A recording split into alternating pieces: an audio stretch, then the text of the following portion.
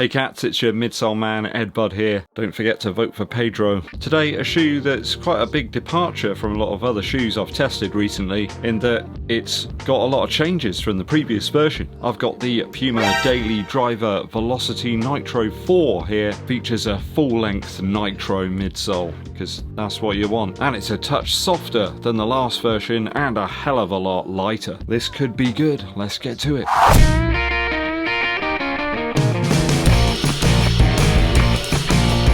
Thanks for joining me on the channel, it is always appreciated. If you've not yet done so, please hit that subscribe button and give this video a thumbs up like too. Drop us a comment as well to help with the algorithm. Maybe you really love the Velocity Nitro line, maybe you're into Puma shoes, maybe you just can't get hold of any where you live. The reviewers want to know, and so do I, so drop us a comment. Dankeschön.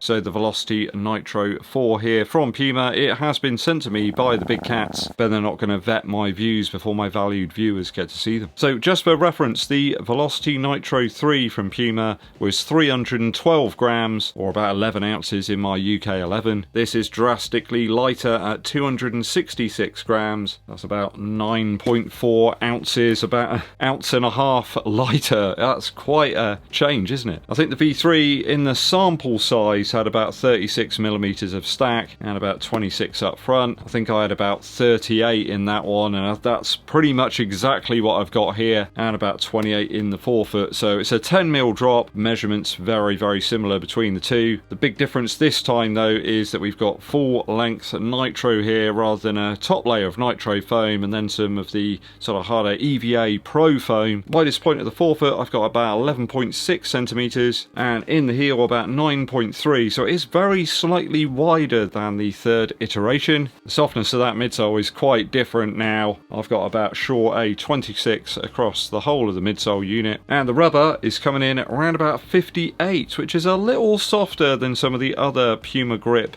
formulas we've seen. I believe this one launches very soon, and it's only 110 Earth credits. That is quite refreshing, like a beautiful glass of blood orange cider.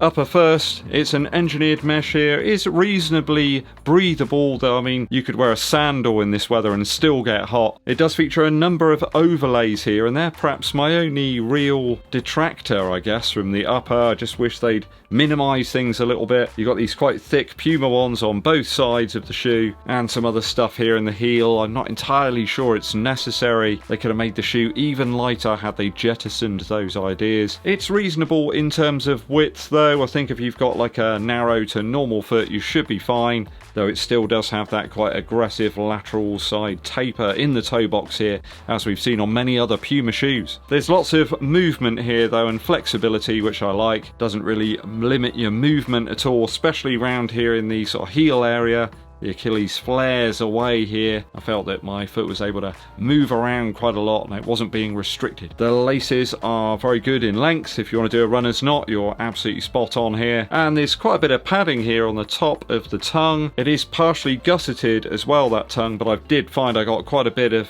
tongue slide over to the lateral side. It's also got this weird fork to it. So it's got this sort of central section, then it forks out again either side. It just feels like it should sit kind of like that. So they just needed one section to the fork, a little bit like the Vaporfly 3. And I don't really like this reflective piece that they've positioned here on the tongue. Could have got rid of that and just had the padding. So it kind of goes a bit lopsided, but you know, it's a minor gripe really. Couldn't really feel it on foot. The padding around the heel as well does really soak up the sweat. It's very hot in the UK right now, and this was just about serviceable really. I mean, any shoe is going to be warm in this sort of weather. It's comfortable enough though, and it has some little reflective pieces if you're perhaps running at night or early morning and you need to be seen. I could just do without those logos and stuff. They could have got this shoe in under the weight of the Evo SL from Adidas. I think that was about 261 grams, so it was about 5 grams in it, but the opportunity was there considering the fact that the Evo SL has almost nothing additional on the upper. I would suggest you might want to go up a half size if you've got a wider foot, just give you a little bit more space there, but for most I think it will be true to size. I'll give it a 2.5 out of 3.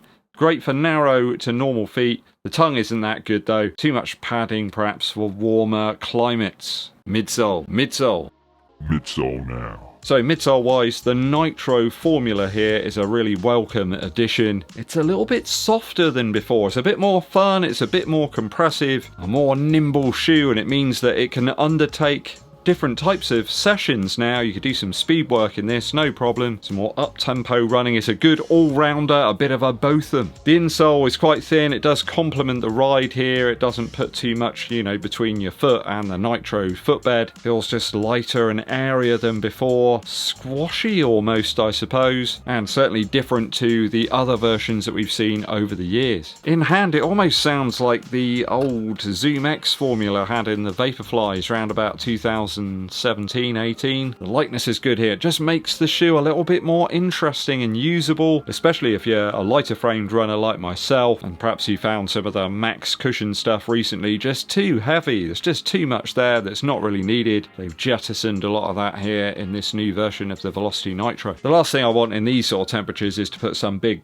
foam clog on my foot. I want something that's like light and nimble and airy, and this was hitting the spot. I mean, you got shoes like the Brooks Ghost Max 2 or even the Mag Max from Puma that's around about 350 grams. This thing feels so light in hand compared to those shoes. It's unbelievable. So I think they've got a good competitor here midsole wise to something like the Evo SL from Adidas. I mean, that's got a little bit more heel and forefoot stack. I think it's about 4mm extra foam there in the Adidas shoe. But do you need all of that, like, for a daily option? So I think if you're perhaps getting started in your running journey, or you're a seasoned runner as well, if you want something that's fun and fancy free in the midsole, then you got it right here. I'll give it a 2.8 out of 3 after my initial runs. Just wish again there were less bells and whistles on the upper and a touch more stack as per the Evo SL.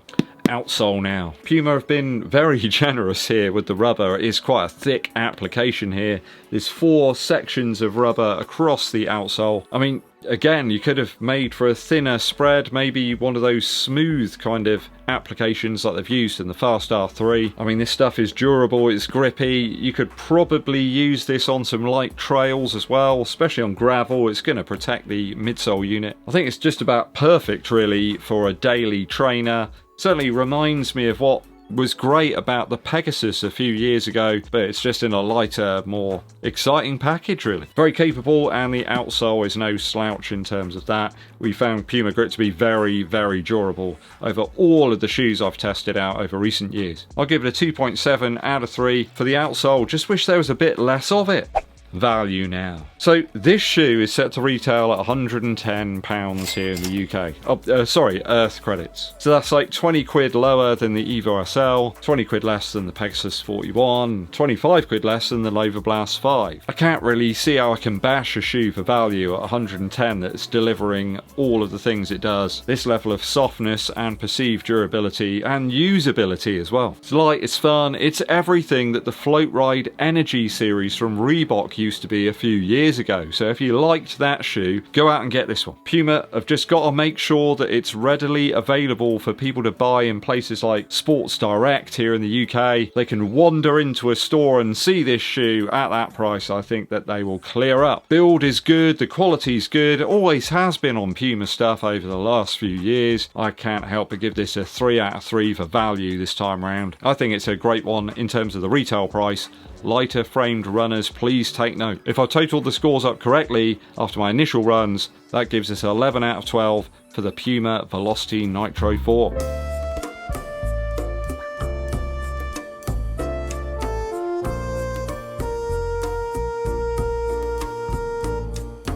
Great when a real banger arrives on the doorstep that you perhaps weren't quite anticipating. Lots to like about this one. Will you be picking up the Velocity Nitro 4? What are your thoughts and your opinions? Let me know down in the comments. Quick musical interlude for you. It's a beautiful summertime tune from Jonathan Richman. It's entitled That Summer Feeling. It's a really beautiful one, in the same kind of mould as Girls in Their Summer Clothes by Bruce Springsteen. Jonathan Richman manages to sort of transport you back to when you're a young person and you're thinking about all those things that are happening, those sort of magical things where all the kind of mysteries become unfurled. Cornfields, the sun, you know, a beautiful cold pint of cider reminder back to a time perhaps where you didn't have all those worries and responsibilities, where you can go back and listen to That Summer Feeling by Jonathan Richman, and all those things will disappear, they'll drift away. Put it on your playlist, get out there for your long run, and Jonathan will soothe you. That Summer Feeling by Jonathan Richman. Thanks for tuning in, people. I hope you enjoyed this very warm review. I'm going to go and throw myself into a vat of Zoom ice lollies right now. Hit that subscribe button and give this video a thumbs up like. Also, drop us a comment for the algorithm. My name's EDDBUD, and I'll be seeing you